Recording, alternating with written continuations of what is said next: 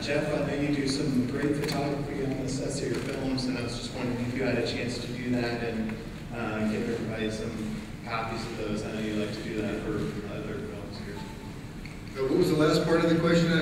I know you make books of your photography from on set. I just wondered if you did that for this film. Yeah. You know, I didn't take too many pictures on this film. The main reason was because the camera that I use, the Wilde Lux, requires quite a bit of light, and our movie required very little light, right? Because the suits and so forth, and so it was quite dim, and so I didn't take too many pictures. I have a few, and they may pop up on my website or something. Another question for Jeff. How does it feel to see people so excited about Tron again after all these years? Oh, it's great. So exciting. Comic-Con, of course, wasn't around back when the first one came out, but to feel the energy of the people, you could really sense it when we came here last year and showed the trailer. And well, actually, it was the year before that. When we showed the effects test, and that was very responsible for getting the whole movie rolling, getting it financed. So the fans are very integral to this whole thing, the Tron world. I'm way back here in the back.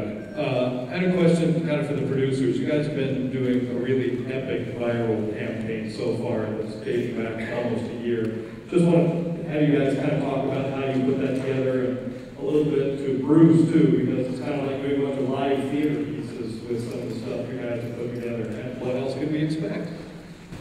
I think that one of the things when we all made the decision to do a kind of a standalone sequel, that we would accept that the events of 1982 and narrative that occurred, one of the things that with Eddie and Adam and Joe, my fellow producers here, we all did was we mapped the mythology from 82 to 2010.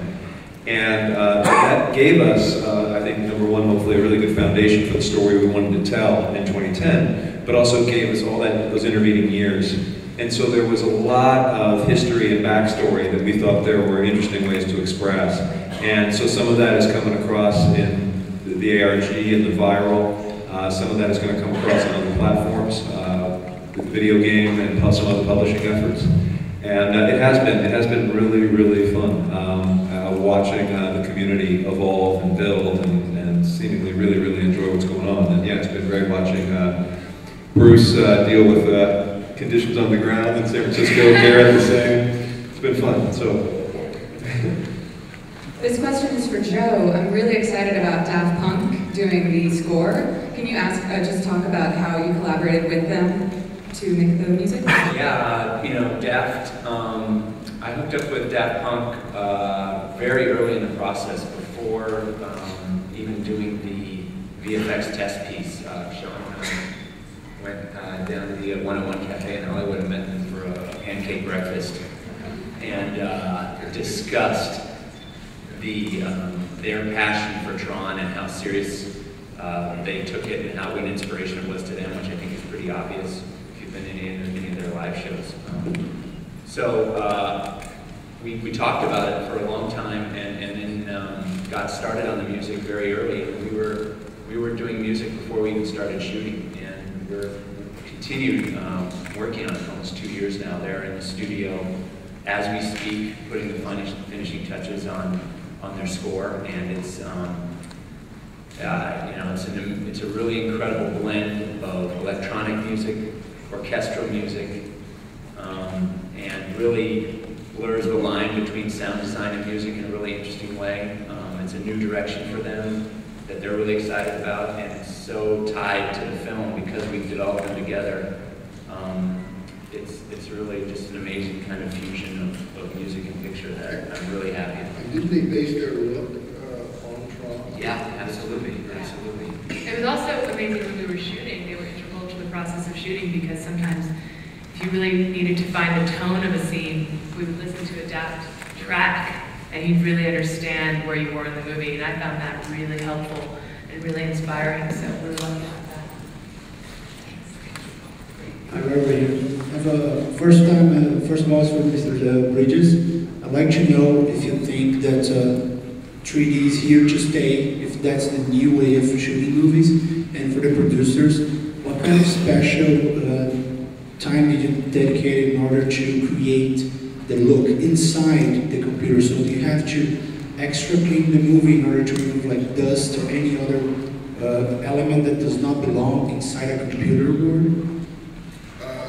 As far as 3D goes, I think, I don't know if that movie will stay very long because things are moving so rapidly.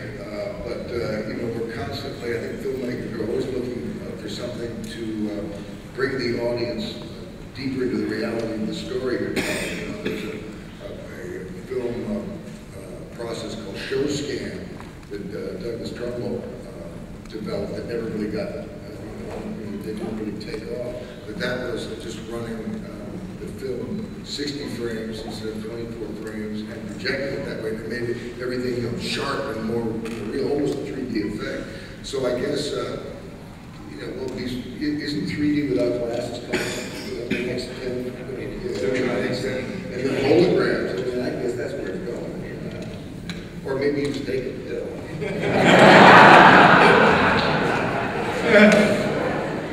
As far as the technical piece, Jeff, you want to speak to that? Tron, the pill.